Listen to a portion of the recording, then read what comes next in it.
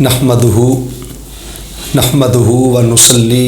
व नुसल्लिमु अला सय्यदिना व मौलाना मुहम्मदिन सल्लल्लाहु अलैहि वसल्लम रसूलिहिन नबिय्यिल अमीनिल हनीनिल मकीनिल करीमिर रऊफिर रहीम। अम्मा बअद फ़ौज़ु बिल्लाहि मिनश शैतानिर रजीम।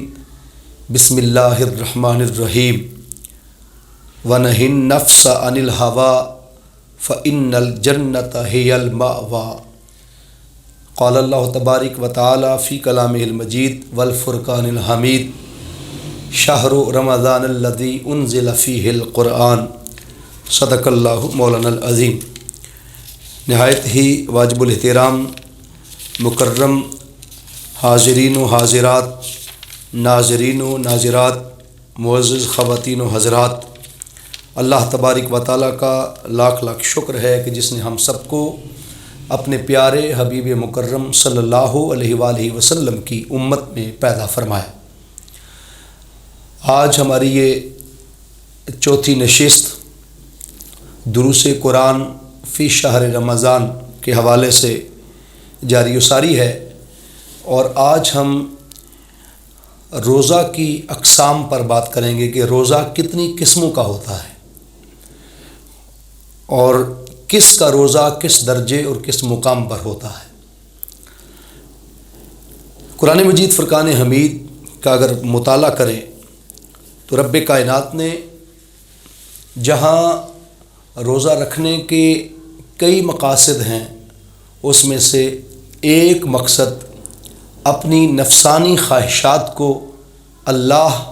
और उसके रसूल सल्लल्लाहु अलैहि वसल्लम की रज़ा की खातिर कुर्बान करना भी है।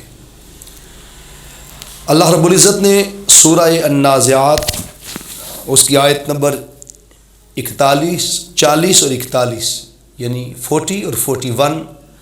वर्स में इरशाद फरमाया वनहिन नफ्स अनिल हवा, और अपने नफ्स को बुरी ख्वाहिशात व शहवात से बाज रखा। फ़इन्नल जन्नत हियल मअवा, बेशक जन्नत ही उसका ठिकाना होगा। यहाँ पर अपने नफ्स को बुरी ख्वाहिशात से, तमन्नाओं से, आरज़ुओं से पाक रखने वाले को अहले जन्नत में दाखिले का मुज़्दाए जाफिज़ा सुनाया जा रहा है। इंसान ये जुस्तजू बेशक हुसूल जन्नत के लिए भी करता है, लेकिन जन्नत से बढ़कर भी एक ऐसा मुकाम और मनसब है जो अल्लाह रोज़ादार को अता फरमाता है। अगर देखा जाए तो बुनियादी तौर पर रोज़ा की 4 किस्में हैं। रोज़ा की पहली किस्म उन लोगों की है जिन्हें अवामुन नास कहते हैं, जिन्हें पब्लिक कहते हैं। ये आम इंसानों और आम मुसलमानों और आम लोगों का रोज़ा है। दूसरा रोज़ा खवासुल आम का है, जो आम में से कुछ स्पेसिफिक कर दिए जाते हैं और ख़ास लोग हो जाते हैं। तीसरा रोज़ा खवासुल खवास का है कि जो उन खवास में से भी सिलेक्टिव और चुने हुए ऐसे लोग होते हैं कि जिनको खवास में दाखिल कर दिया जाता है और खवास में से भी चुनकर उनको खवास बना दिया जाता है। और कुछ ऐसे होते हैं कि जिन खवास में से भी चुने हुए, गिने चुने लोग ऐसे जो बुलंद मर्तबा पर फायज़ कर दिए जाते हैं उनको अखस्सुल खवास कहते हैं। अब जो अवामुन नास का पहला तबका है उससे मुराद ऐसे रोज़ेदार हैं कि जो सारा दिन भूखे भी रहते हैं, सारा दिन प्यासे भी रहते हैं, लेकिन उन्हें भूख और प्यास के सिवा कुछ भी नहीं मिलता। रातों को तरावी की नमाज़ भी पढ़ते हैं, लेकिन उनको तरावी की नमाज अदा करके भी कुछ हासिल नहीं होता। वो ऐसे लोग होते हैं कि जो दिन भर भूखा प्यासा तो रह लेते हैं, अपने बदन को ग़ज़ा से महरूम भी करते हैं, पानी की ताकत से महरूम भी करते हैं, लेकिन अपनी जबिल्लत, अपनी आदात, अपने अतवार और अपनी खसलतों को नहीं बदलते। रूटीन की 11 माह की ज़िंदगी में जो उनकी ज़िंदगी के मामूलात चलते थे, جھوٹ نہ چھوڑنا، غیبت نہ چھوڑنا، چغلی نہ چھوڑنا، اور شراب، زنا، حرام خوری، بددیانتی، کاروبار میں بددیانتی کرنا، دودھ میں پانی ڈالنا، سود کھانا، رشوت کھانا، حرام خوری کرنا، یہ سارے افعال، کبھی افعال کو جب تک وہ نہیں چھوڑ دے تو ان کو بھوکا اور پیاسا رہنے سے کچھ حاصل نہیں ہوتا۔ اس لیے تاجدار کائنات صلی اللہ علیہ وآلہ وسلم نے ارشاد فرمایا، کم من صائم لیس لہ من صیامہ الا الجوع، کتنے ہی روزہ دار ایسے ہیں کہ جنہیں سوائے بھوکا اور پیاسا رہنے کے کچھ حاصل نہیں ہوتا۔ فکم من قائم لیس لہ من قیامہ الا السحر، اور کتنے ہی کھڑے ہونے والے، قیام لیل کرنے والے، راتوں کو جاگنے والے، آہ شب زندہ دار اور آہ سحرگاہی کرنے والے کتنے ایسے ہیں کہ جو راتوں کو جاگتے بھی ہیں، لیکن ان سارے کبیرہ گناہ، خطائیں، سرزدگیاں، بے ایمانیاں زندگی میں نہ چھوڑنے کی وجہ سے ان کو راتوں کو ساری رات جاگنے اور قیام لیل کرنے میں سوائے جگرتے کے کچھ حاصل نہیں ہوتا۔ اس لیے عوام الناس جب تک یہ جھوٹ، یہ غیبت، یہ دھوکہ، یہ فریب دہی، یہ افعال قبیحہ کا ارتکاب چھوڑ نہیں دیتے، تب تک روزہ سے ان کو کوئی فائدہ حاصل نہیں ہوتا، کیونکہ نفس کی خواہشات وہیں موجود ہیں، نفس کی تمنائیں وہیں موجود ہیں، اور دن بھر جو غیبت، چغلی، فریب، دھوکہ سب کچھ چل رہا تھا وہ روٹین کی زندگی کے ساتھ وہ چل رہا ہے۔ اس لیے وہ عوام الناس کا روزہ ہے جن کو سوائے بھوک اور پیاس اور جگرتے کے کچھ حاصل نہیں ہوتا۔ پھر دوسرا روزہ خواص العام، یہ ایسے طبقہ کے لوگ ہیں کہ جو صغیرہ اور کبیرہ گناہوں سے کلیتاً معافی مانگ لیتے ہیں، گناہ چھوڑ دیتے ہیں، وہ کسی کو تکلیف نہیں پہنچاتے، کسی کو زخمی نہیں کرتے، کسی کا دل نہیں دکھاتے، اپنے ہاتھ اور اپنی زبان سے کسی کا دل اس کو پریشان نہیں کرتے۔ ایسے لوگ جو کبیرہ اور صغیرہ گناہ چھوڑ چکے، وہ تقویٰ کی طرف اپنا قدم اٹھاتے ہیں اور اپنی زندگی کے اندر ایک انقلاب پیدا کرتے ہیں، ایک تبدیلی لاتے ہیں اور اپنی زندگی میں حرام اور حلال کی تمیز کرتے ہیں۔ ایسے لوگ جو بدبختی سے نکل کر خوشبختی کی طرف اپنا قدم لے جاتے ہیں، شقی القلبی سے نکل کر خوشبختی اور نیکوکاری کی طرف اپنا قدم اٹھاتے ہیں، بدکاری اور بددیانتی سے نکل کر انصاف، مساوات، رواداری اور عدل کی طرف اپنا قدم بڑھاتے ہیں۔ ایسے لوگ وہ عام لوگوں میں داخل نہیں رہتے، بلکہ ان کو عوام الناس سے چن کر ان کو اسپیسیفک کر دیا جاتا ہے۔ ان کو اللہ کی رحمتیں،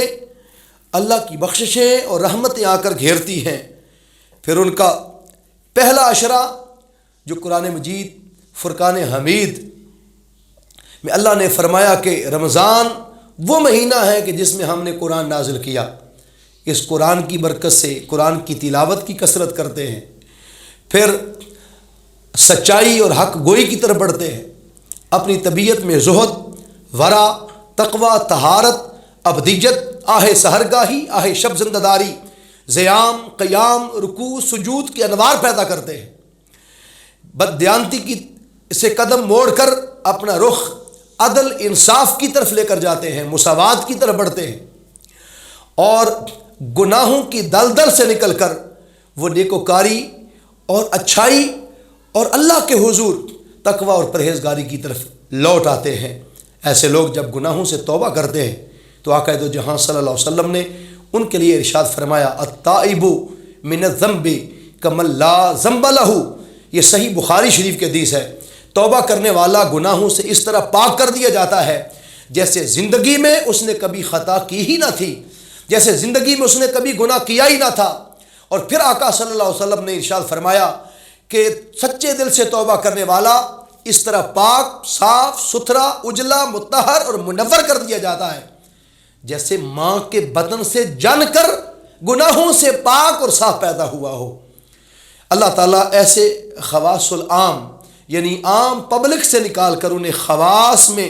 داخلہ عطا کر دیتا ہے، اور ایسے لوگوں پر مہینہ رمضان کا پہلا عشرہ اپنی رحمتیں برساتا ہے۔ دوسرا عشرہ ان کو بخشش اور مغفرت کی خوشخبری سنائی جاتی ہے، اور تیسرے عشرے میں ان کو جہنم کی آگ سے آزادی کا مژدائیں جافزاں اور خوشخبری سنا دی جاتی ہے۔ پھر تیسرے ایسے لوگ جن کو ان خاصوں میں سے بھی چن کر خواص کا درجہ عطا کر دیا جاتا ہے، یہ ایسے لوگ ہیں کہ جو روزے کے اندر خالی گناہ سے ہی رخ نہیں پھیرتے، بلکہ نیکی میں، ریاضت میں، مجاہدہ میں، مشقت میں اس قدر آگے بڑھتے ہیں کہ اللہ تعالیٰ پھر ان کو مجاہدات کی زندگی میں، تغدو میں، مشقت میں اور زیادہ لذت عطا کرتا ہے۔ وہ اپنے سجدوں میں لذت محسوس کرتے ہیں، اپنے رکوع و قیام میں سکون محسوس کرتے ہیں، پھر ان کی عبادات کثرت میں بدل جاتی ہیں، پھر وہ راتوں کو متہجد ہوتے ہیں، پھر راتوں کو اٹھ کے اپنے مالک کو مناتے ہیں، اپنے رب کو راضی کرتے ہیں، اپنے رب کے حضور گریہ ازاری کرتے ہیں، روتے ہیں، گڑ گڑاتے ہیں، اپنے مالک سے ملاقات کی جستجو کرتے ہیں، اپنے رب سے ملاقات کے لیے وہ کوشش کرتے ہیں اور اپنے رب کے حضور پیش ہوتے ہیں، سجدوں میں لیٹ لیٹ کر روتے ہیں اور اپنے رب کے حضور اپنے مالک کی تمنا، اپنے مالک کی خواہش اور اپنے مالک کی رضا کی خاطر تڑپتے ہیں اور اپنے مالک کو منانے کی کوشش کرتے ہیں۔ یہ وجہ ہے کہ ایسے لوگ جب مجاہدات کی زندگی میں بڑھتے ہیں تو اللہ فرماتا ہے وَالَّذِينَ جَاهَدُوا فِينَا لَنَهْدِيَنَّهُمْ سُبُلَنَا، وہ لوگ جو ہمارے اندر مجاہدہ کرتے ہیں، ریاضت کرتے ہیں، اللہ تعالیٰ پھر ان کو اٹھا کر مقام مشاہدہ پر فائز کر دیتا ہے۔ لیکن مشاہدہ سے پہلے جب وہ مجاہدہ کی زندگی بسر کرتے ہیں تو نفس کے خلاف ان کی ایک جنگ چھڑ جاتی ہے۔ نفس جو مانگتا ہے وہ اس کے اپوزٹ چلتے ہیں، نفس جس شے کی خواہش کرتا ہے وہ اس کے الٹ چلتے ہیں۔ نفس چاہتا ہے کھانے پینے کی کثرت ملے، نفس چاہتا ہے شہوات کی طرف رخ بڑھے، لیکن وہ نفس امارہ کی ان ساری غلاظتوں سے بچ کر، کیونکہ نفس امارہ تو چاہتا ہی ہے کہ بندے کو برائی کی طرف رکھے۔ قرآن مجید میں اللہ نے فرمایا ان النفس الامارۃ بالسوء، نفس امارہ تو انسان کو برائی کی طرف ہی دھکیلتا رہتا ہے، برائی کی ہی دعوت دیتا رہتا ہے، برائی کی طرف ہی بلاتا رہتا ہے،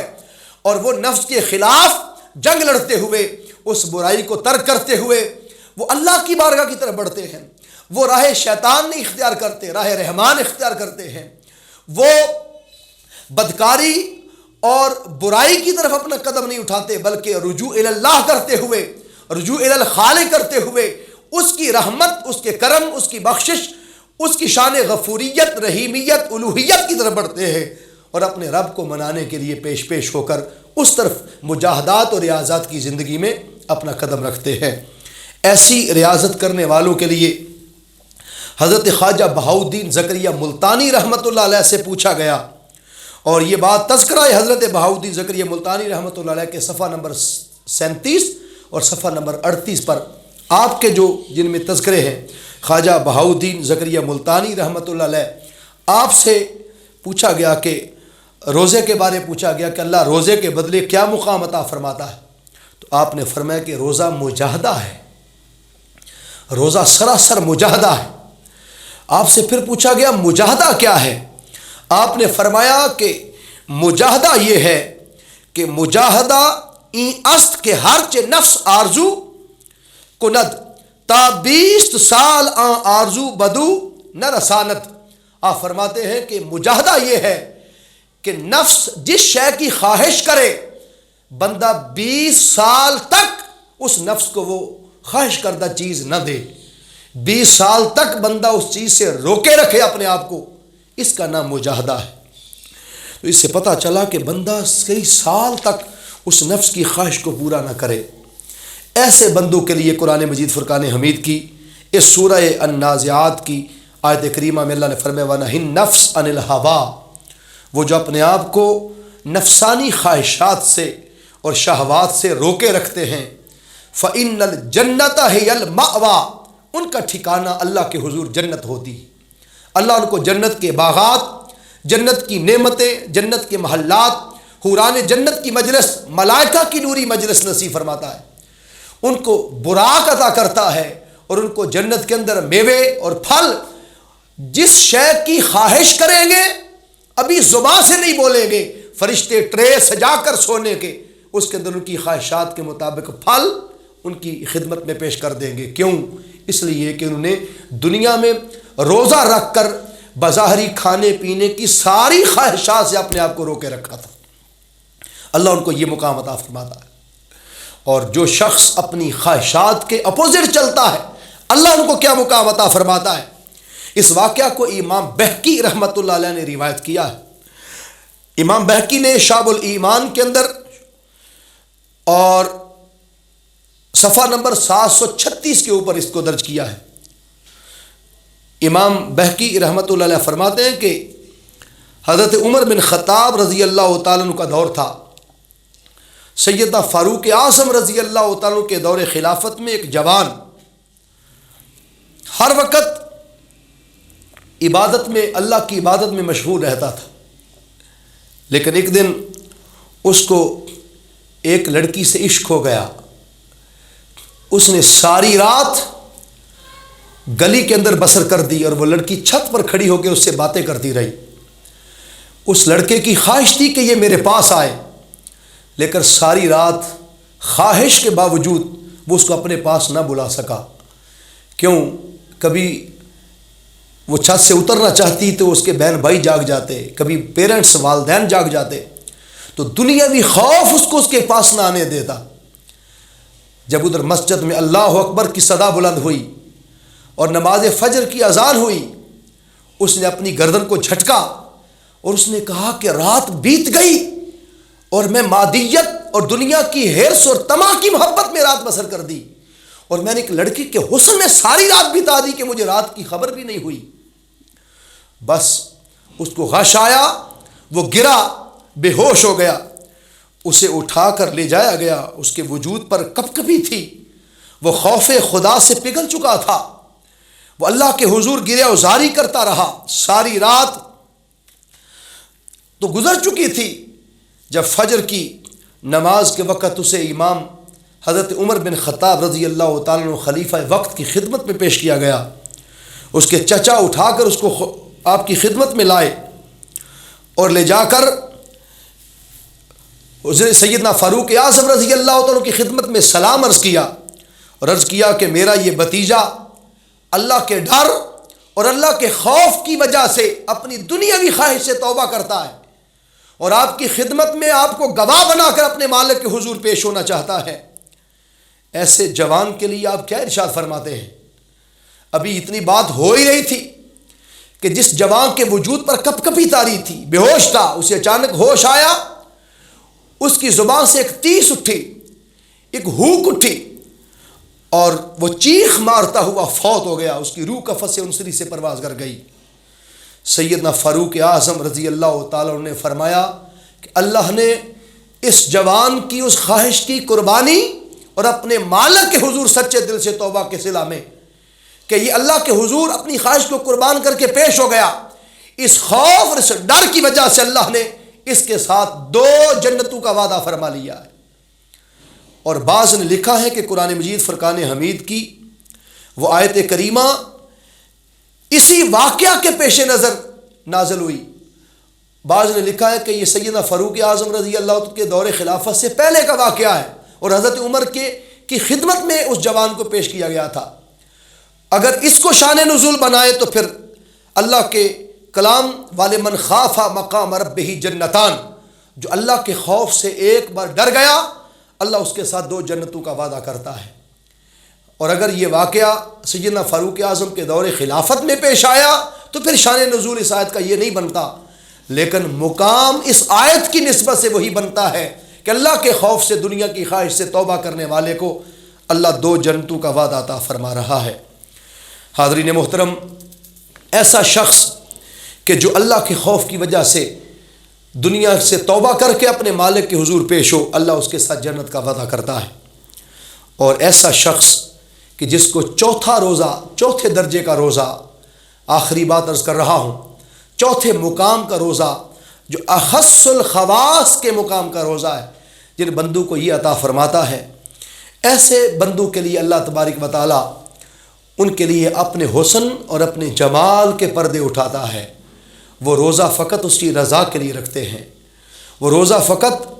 اس کی قربت اور اس کی معرفت کے حصول کے لیے رکھتے ہیں۔ اور ایسے لوگ جو صرف رب کی رضا کے لیے روزہ رکھتے ہیں، ان کے لیے حضرت ابو ہریرہ رضی اللہ تعالیٰ عنہ سے حدیث روایت ہے، ان کے لیے متفق علیہ حدیث صحیح بخاری شریف اور صحیح مسلم شریف میں آیا، نبی کریم صلی اللہ علیہ وسلم نے ان کے لیے ارشاد فرمایا،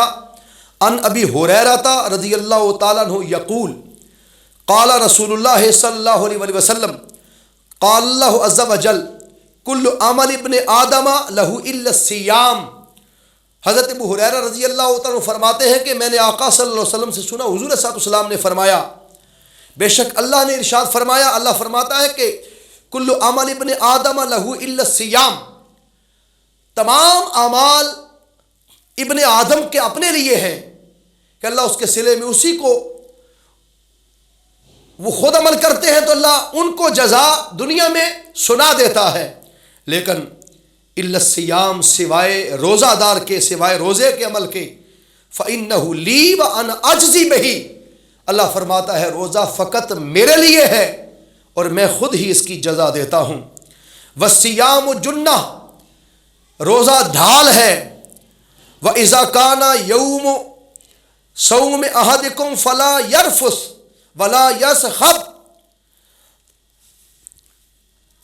اللہ فرماتا ہے کہ جب روزہ دار روزے کے دن روزہ رکھتا ہے اس کی رضا کے لیے اور وہ فحش کلامی نہیں کرتا، کسی سے جھگڑتا نہیں ہے، فإن صابہ احد او قاتلہ فلیقل، اور اگر اس سے کوئی جھگڑا کر بھی لے اور اگر اس کو کوئی برا بلا کہہ بھی لے، اگر اس سے لڑائی کرے یا اس کو گالی دے دے تو وہ آگے سے کہتا ہے انی امرؤ صائم، کہ میں روزہ دار ہوں، والذی نفس محمد بیدہ، حضور فرماتے ہیں مجھے قسم ہے اس اللہ کی جس کے قبضہ قدرت میں محمد صلی اللہ علیہ وسلم کی جان ہے، لخلوف فم الصائم اطیب عند اللہ من ریح المسک، ایسے روزہ دار کے منہ کی بو بھی اللہ جنت کے مشک اور جنت کی کستوری سے اسے زیادہ پسند فرماتا ہے۔ للصائم فرحتان، روزہ دار کے لیے دو خوشیاں ہیں، یفرحہما اذا افطر فرحا، ایک خوشی اسے روزہ کے افطار کے وقت ہوتی ہے، وَإِذَا لَقِيَ رَبَّهُ فَارِحًا بِصَوْمِهِ، حالت روزہ میں جب اللہ سے ملاقات کرے گا تو ایک خوشی اس کو اللہ کے دیدار کے وقت نصیب ہوگی۔ یہ امام بخاری نے اس کو کتاب الصوم کے اندر روایت کیا ہے اور یہ بخاری اور مسلم کی متفق علیہ حدیث ہے۔ شیخ ابو نجیب سہروردی رحمۃ اللہ علیہ کے حوال میں منقول ہے، یہ حضرت شیخ شہاب الدین سہروردی رحمۃ اللہ علیہ کے چچا ہیں، حرم کعبہ میں مراقبہ میں تھے، اچانک حضرت خضر علیہ السلام ان سے ملاقات کے لیے آئے، کئی گھنٹوں تک حضرت خضر علیہ السلام ان کے پاس اس خیال سے کھڑے رہے کہ آپ ابھی میری طرف متوجہ ہوں گے، لیکن آپ بدستور مشاہدہ حق میں محو رہے، آپ کی طرف توجہ نہیں کی۔ بالآخر انتظار کر کر کے حضرت خضر علیہ السلام تشریف واپس لے گئے۔ آپ کے بھتیجے حضرت خواجہ شہاب الدین سہروردی جو خود عارف باللہ تھے، انہوں نے عرض کیا، جب چچا جان ہوش میں آئے تو کہا، اے چچا جان، شیخ ابو نجیب سہروردی رحمۃ اللہ علیہ حضرت خضر علیہ السلام انتظار کر کر کے وہ تشریف لے گئے اور وہ آپ کی خدمت میں کھڑے تھے، لیکن آپ نے ان سے ملاقات نہیں کی، آپ نے ان سے ملنا گوارا نہیں کیا، تو آپ نے فرمایا کہ خضر آ کر چلے گئے تو وہ پھر بھی تشریف لا سکتے ہیں، لیکن جس مشاہدہ حق میں میں غرق تھا، معلوم نہیں ساری زندگی مجھے انتظار کرنا پڑتا تو اللہ کا مشاہدہ مجھے پھر کبھی شاید نصیب نہ ہوتا۔ ایسے لوگ اس روزے اور اس مراقبے کی وجہ سے اور نفس کی خواہشات سے پاک ہو کر اپنے مالک کے مشاہدہ تک پہنچ جاتے ہیں، ایسے اخص الخواص کے درجے کے روزہ کے متحمل ہوتے ہیں۔ اللہ تبارک و تعالی ہمیں عوام الناس کے روزے سے نکال کر اخص الخواص کے درجہ پر بٹھائے اور ہر عمل، ہر کام اس کی رضا اور اللہ رب العزت کی خوشنودی کو حاصل کرنے کے لیے ہمیں کرنے کی توفیق عطا فرمائے۔ وما علینا الا البلاغ۔